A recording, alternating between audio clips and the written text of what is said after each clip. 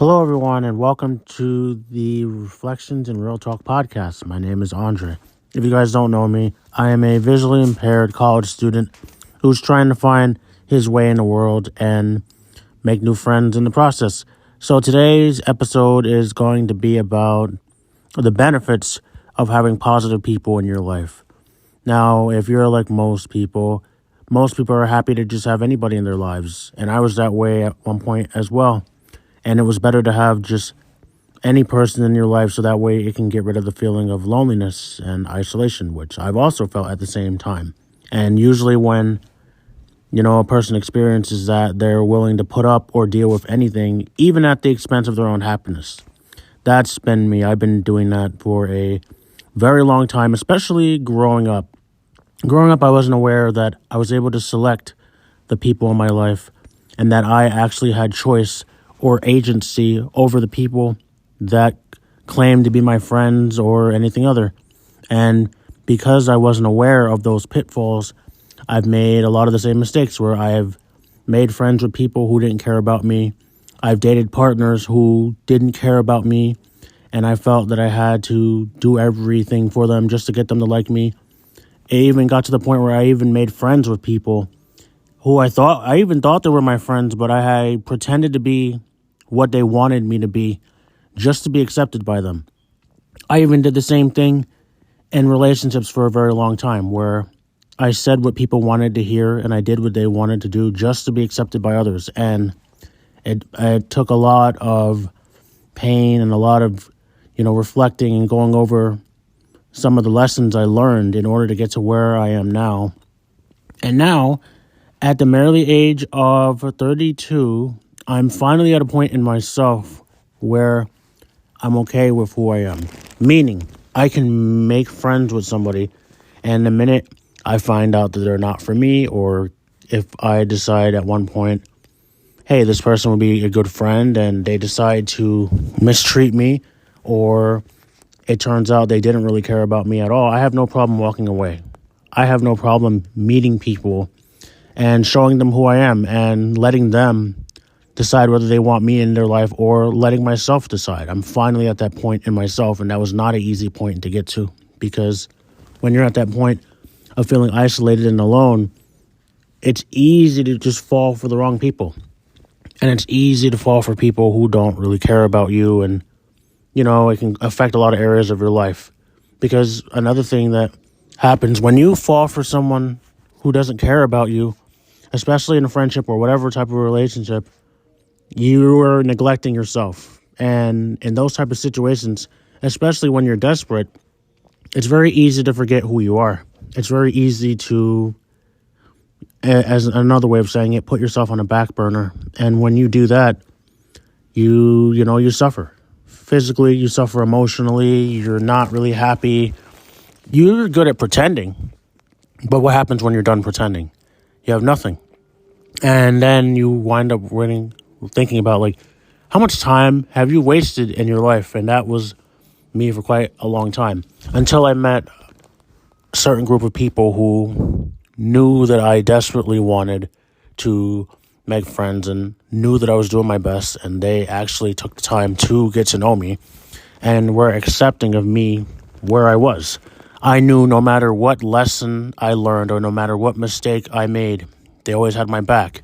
They knew when I was putting on a front. They knew if I was pretending to be something that I wasn't, or just saying what they wanted to hear. And the minute they did, they called me out for it. And they usually would ask me how I am, what am I doing today, how am I feeling today? And I wasn't used to that because I wasn't asking myself those questions either. And to pick it off of this point, just for an example, right now in my background, there's an ice cream truck that's maybe 5 or 4 feet away. So if you guys hear that in the background, there's an ice cream truck. I have no issue now admitting on this podcast to all of you listeners that I like ice cream. I do. I eat it sometimes. But the old me would have, if I was around people who did not like ice cream, it would have been very easy for me to just fall into, no, I don't like ice cream because I want to be like you guys. Now I'm at a comfort place in myself where I have no problem admitting what I like and what I don't like. And if a person doesn't like me because I don't like something, they're free to come and go as they please. That's the comfort level I am in myself now, where if a person decides that they no longer want to deal with me anymore, they're free to come and go. just as I am. And that's important because it gives people free will. It also gives them trust, and it gives yourself trust. And these are many of the benefits that you can get when you're finally get to a point in yourself where you're comfortable being in public and just saying, this is who I am. Another barrier that can come in between people not expressing who they are is family.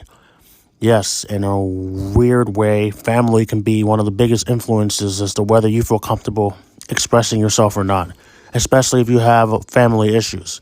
And if those aren't addressed, that could affect many areas of your life, such as a lot of people who grow up in religious families are told that you have to be this way, or there's only one way or a wrong way to live.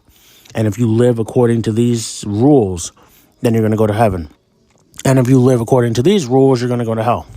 In reality, no one really knows where they're going to go because religions are formed in all different shapes and sizes, and we can choose to believe a certain religion or a way of thinking, but no one truly knows because the people who are alive right here haven't died yet.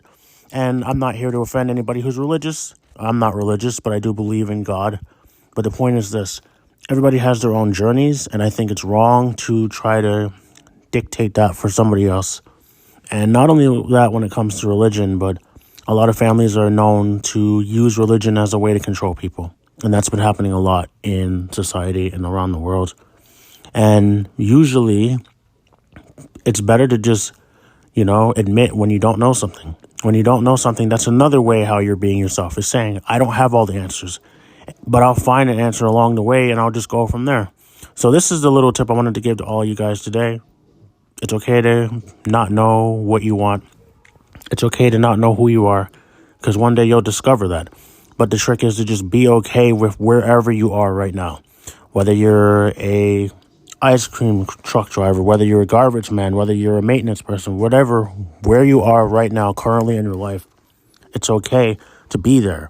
It may be a season that you're there, or you may be there for a lot longer. But the point is to get comfortable where you are and being able to admit that you don't know everything and you may struggle. And part of living and growing is struggle. And if I hadn't have struggled through those moments in the past, I wouldn't be who I am now. I wouldn't be on this podcast letting you guys know my journey. So thank you everyone for listening to this podcast. My name is Andre. If you love the podcast, please continue to listen, subscribe, and there will be other guests on these episodes as I continue to push out more. Also, the guest, Diana, could not be on this episode today, but she definitely is thankful to all of you for supporting her, and please check out her channel. So again, my name is Andre. Welcome to the Reflections of Real Talk podcast, and I hope to hear from you soon. Peace.